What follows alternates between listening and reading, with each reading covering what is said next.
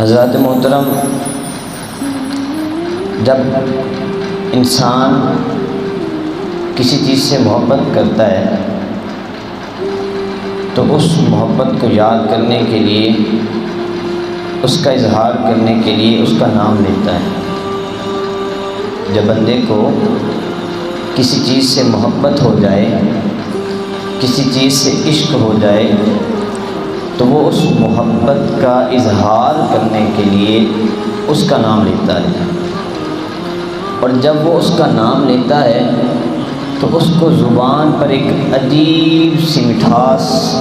وہ محسوس ہوتی ہے، اور اس کے دل میں ایک راحت، ایک ٹھنڈک محسوس ہوتی ہے۔ یہ تو ہے عام محبت کا عالم، یہ تو ہے دنیا کی محبت کا عالم، تو پھر حضور علیہ السلام سے محبت کا عالم کیا ہوگا؟ جو حضور سے محبت کرتا ہوگا اس کی محبت کا کون اندازہ لگا سکتا ہے؟ اور حضور سے محبت رکھنے والے جو بھی عاشق ہیں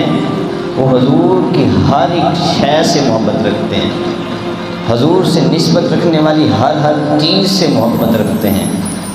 حضور علیہ السلام کی ہر ادا سے محبت رکھتے ہیں، بالخصوص حضور کے شہر مدینہ طیبہ سے محبت رکھتے ہیں۔ کیوں محبت رکھتے ہیں؟